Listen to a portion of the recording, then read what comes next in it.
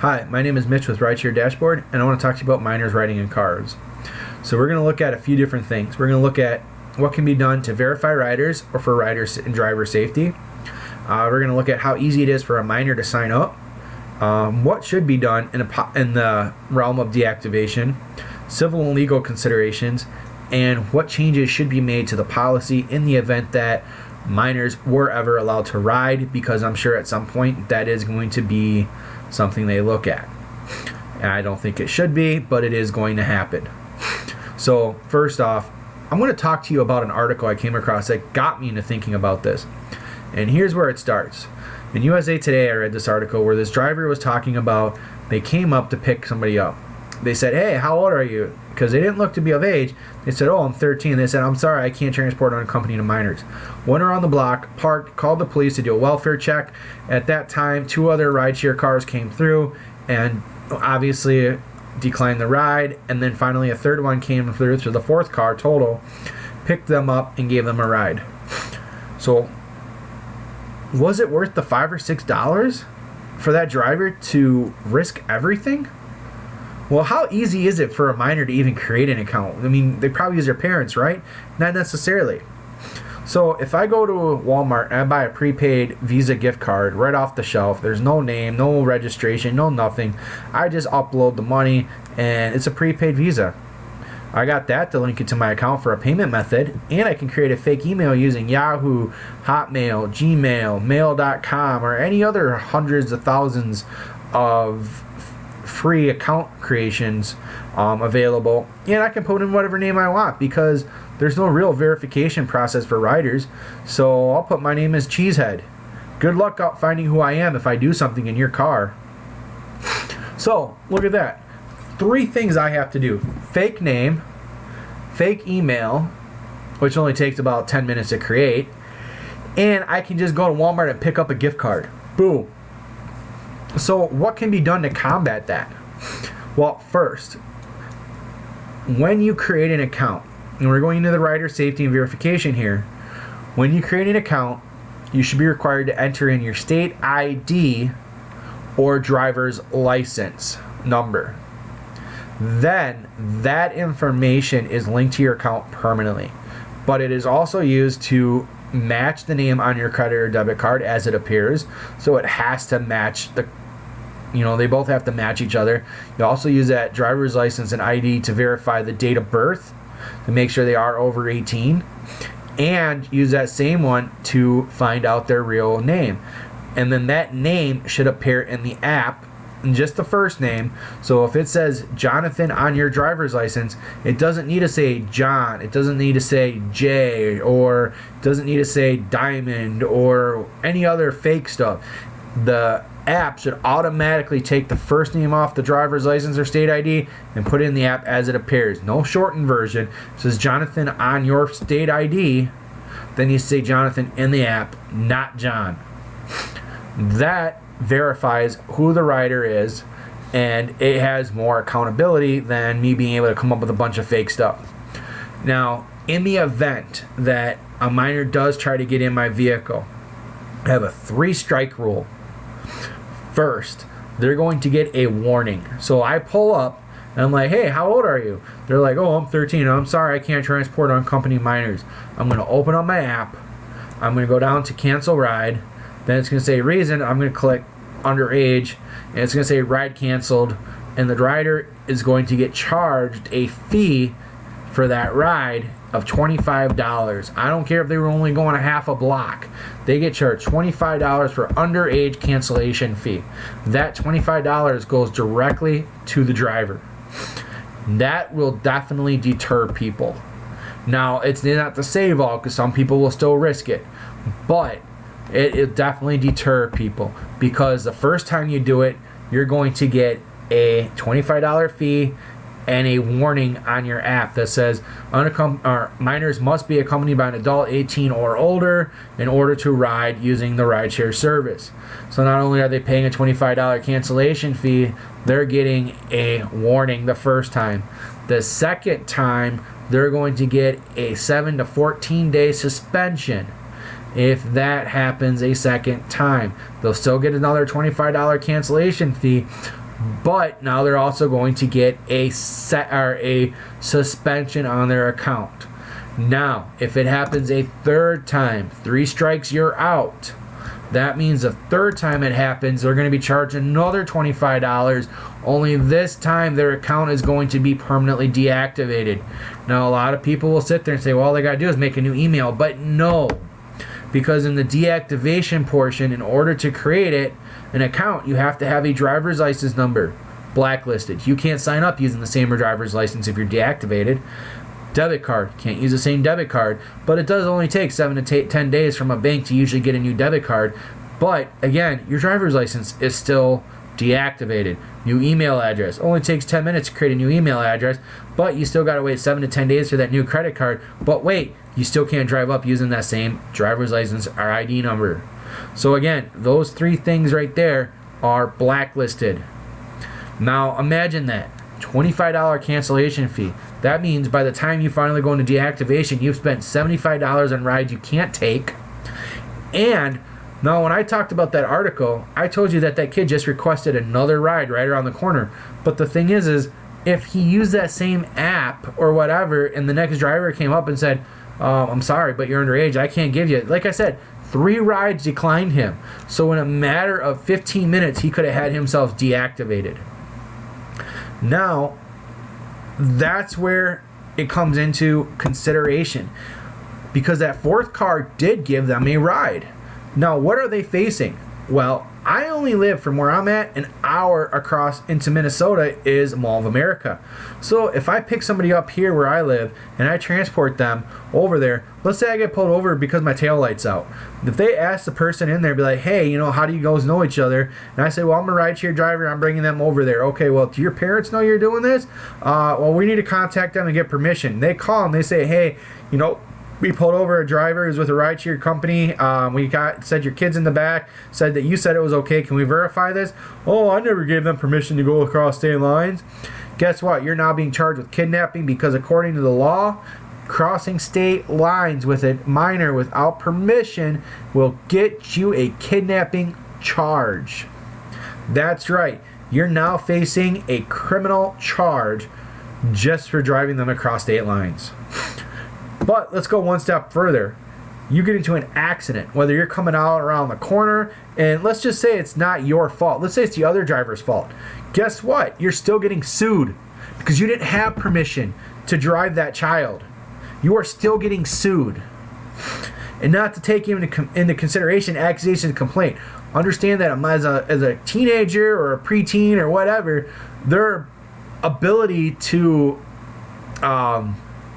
think logically, think of the consequences down the line, to see the bigger picture, is still developing. We've all been there. We've all done stupid things. We've all made those stupid decisions because we're still growing. And that's where those accusations and complaints come in. If they're in a hurry or they take something you say wrong, like, hey, I really like your shirt. Guess what? Boom. You don't even have to be trying to flirt or come on to them. But if they take it wrong and they want to complain about it, you are still going to get in trouble. But let's go back to those other 2. The accident and injuries is going to be more of a civil lawsuit, where the crossing state lines or the kidnapping charges is going to be more criminal. But in both those cases, you're getting deactivated. And as for those accusations and complaints, you're getting deactivated. Doesn't matter whether it comes out or not. You can say, I got a dash cam video. It shows that I was completely professional. Yes, but they were still a minor in violation of terms of service. You still gave that individual a ride knowing you were not supposed to do so. So, let's talk about if they change the policies at some point to allow minors to get a ride. What kind of things should be done?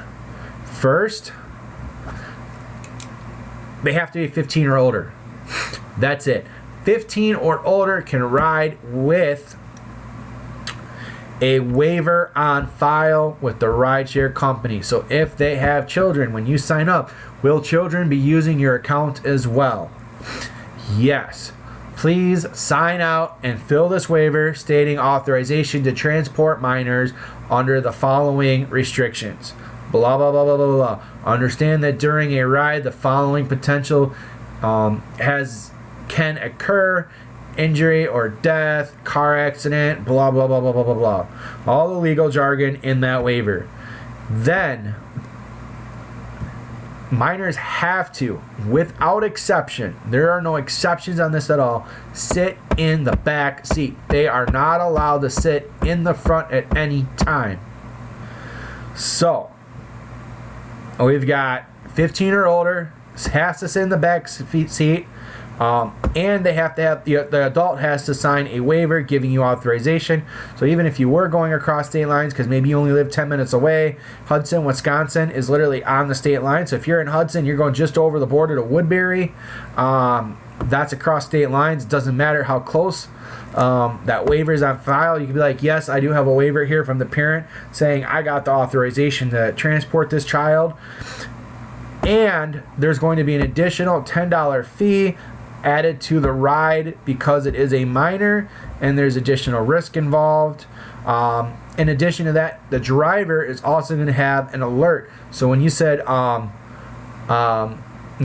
requested, before you accept, even if you have auto accept on this, anything to do with a minor has to be manually accepted, and it would come up with alert minor request. That means you have the opportunity to decline it without consequences, without anything affecting your acceptance rates, none of that stuff. So, again, you get alerted ahead of time. So if you choose to take them, you can at that point. However, you at least have the opportunity, if you are uncomfortable as a driver, to decline it and not face the consequences. So, 15 or older has to sit in the back seat, additional $10 fee. The adult account has to have a waiver on file for that minor, and you get an alert that it is a minor with the opportunity to decline without any consequences. To me, that is the best solution for all this. So I'm going to do a quick recap. You're creating an account.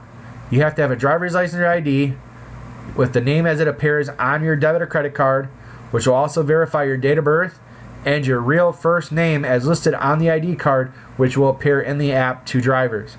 In the event that you actually do get a minor, you get a $25 cancellation fee for canceling. I bet you that more drivers would also be willing to decline. If I pull up there and I know I'm going to get a $6 from the minor, or I'm going to get $25 for canceling, as a driver, what do you think I'm choosing? I'm taking that $25. So I don't even have an incentive to give them a ride.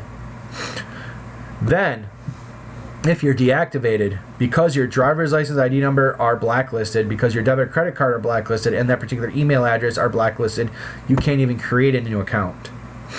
Then, you got to consider crossing state lines, accident or injuries, and accusations and complaints, because those are going to entail civil and criminal proceedings.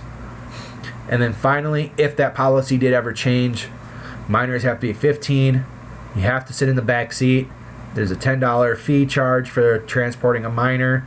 And the ride has to initiate from the adult account. The minor cannot have their own account, and there has to be a waiver on file for that particular minor. So if you have 3 kids, that's 3 different waivers that would have to be signed. And drivers have to be alerted that it's a pickup of a minor with the option to decline, facing no additional consequences.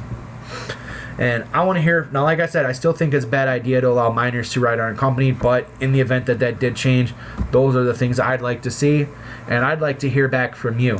So go ahead and subscribe, hit the bell if you want to see more videos, and let me know your thoughts. Go into the comment section, lead your feedback. Let me know what you think about minors being in the vehicle. What kind of experiences as you have? How do you handle the situation? Let me know what your thought process is on everything that I've talked about, and just things that I may not have even considered, because realistically, it is a growing problem.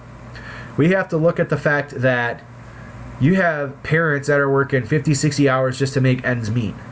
During that time period, they're trying to find ways to get their kids back and forth to soccer, to the house, to hanging out at their friend's house. And not every parent can take the time off work to be able to do that. Some of them may say, hey, your kid's sick. Okay, I'm going to send a rideshare car over to pick them up from school. I mean, these are a lot of different things that you have to consider. Now, there are programs out there like Bubble that actually does child transport. And some of them even have an escort option where you charge an additional fee to go in there and sign them out. But again, we're not Bubble.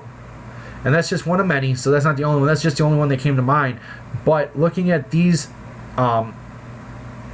current issues that we as rideshare drivers face, we do have to realize that I understand where the parents are coming from. They're trying to get their kid home safe. And in some cases, maybe a rideshare option is a safer place. If you talk about walking downtown Minneapolis and you have a 13-year-old walking, I don't know, let's say 5 miles, well, okay, that might be exaggerated, but let's say a mile to their home, in that mile time, what are they facing? The possibility of getting assaulted, getting beaten, getting jumped, mugged, even possibly murdered. What are we looking at here from the parents' point of view as far as wanting to make sure that their kid gets home safe? Yes, I understand that you're talking about getting into a stranger's car, but at the same time, what other consequences are there if we go the different direction? It's kind of a battle between a parent having to lose out on a job and being able to afford rent, or risking a rideshare driver to make sure their kid gets home safe. And that's the thing, is it's a battle between the two. And so I'm not trying to put blame on the parents trying to just do the best that they can, but we as drivers also have rules and policies and regulations and laws that we have to follow, and it's not worth us getting in trouble and losing out because of the parent. But I understand where the parent's coming from, because they're just trying to do the best that they can with whatever circumstances they have. And so, like I said, if they change the policy, that's what I want to see happen. But I want to know what your feedback is as well. And if you have any other questions, please don't forget to subscribe, leave your comments, and if you want to, check me out online at www.rideshare-.com. God bless, thank you, and stay safe.